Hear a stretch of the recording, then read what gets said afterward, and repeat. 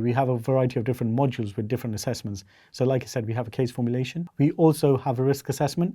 Similarly, they would be given a case and they would have to assess the level of risk that they have based on different factors such as static risk, dynamic risk, and all those factors and how they play a part and what is the correct practice that should happen. So where should they be? Should they be in high secure, medium secure, low secure, or community-based prison? And that's a decision making that we teach based on how to assess risk. We have to also understand the BPS and the HCPC framework, which is the guidance for working in practice. And students would be made aware of that and they would understand the key ethical tensions and frameworks such as respect, autonomy, at the same time as duty of care, and also making the best decision in the best interest for their patients or the clients. And that is another assessment that we do. And we also have research methods report, quantitative methods, qualitative methods.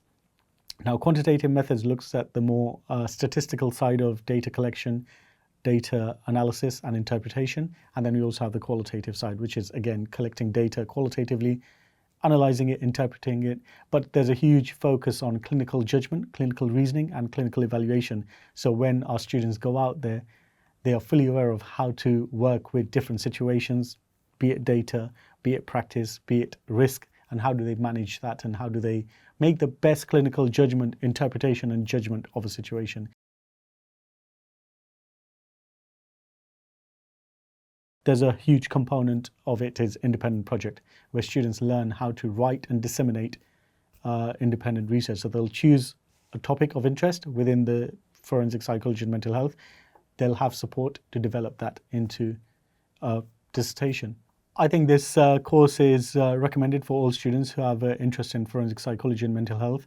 It builds on theoretical concepts that you know, and it's also about making sure that you're ready for practice.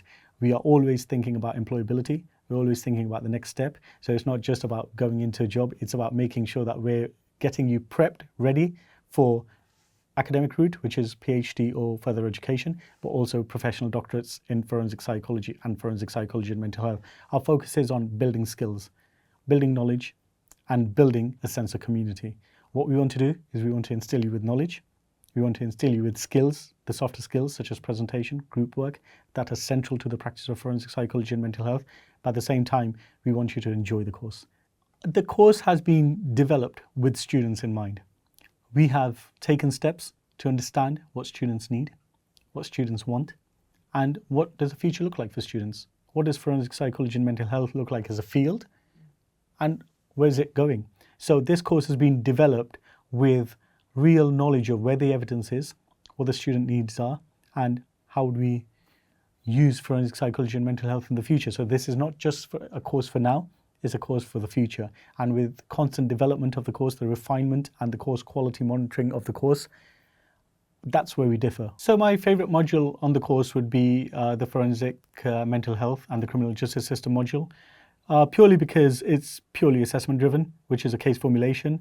And with my background in forensic, clinical and social psychology, it brings all my areas of expertise and my interest areas together. So I really enjoy understanding what is the forensic risk here? How is that motivated by the mental health components, so the mental health of the patient or the client?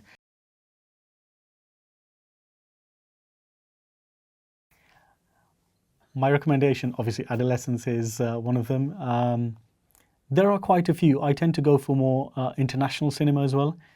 Anything related with crime. I've been watching, or I have watched the early series, and there's currently one at the moment about the Indian Predator. And it talks about the reasons why somebody has become a criminal. What were the situations? What was the sociological events that happened? What was their psyche? What was their upbringing, attachment? Everything that we cover in theory was actually shown as these were the fundamental factors that led to the criminality later. And it was really interesting because I psychodynamically inclined, I think the first 7 years become the script, and that is the hidden emotions, thoughts, ideas, schemas, the unconscious processing or the subconscious processing of how we behave, and that how it manifests later on in life. So somebody would have no risk at all, and all of a sudden they have a trigger, they exacerbate, and there's criminality, they become engaged in an offense. Where does that come from? earlier years, the script may have been written, but it's only later on in life that it's come out. So there is this whole idea of psychodynamic is a little bit non-falsifiable. There's no way of testing it. But from a purely psychodynamic and from that kind of thought where there's subconscious, unconscious, I believe there are some scripts that we learn, things that are repressed, which do come out later under the right situations, under the right circumstances, under the right triggers. We're all potentially capable of things that we didn't think we were capable of.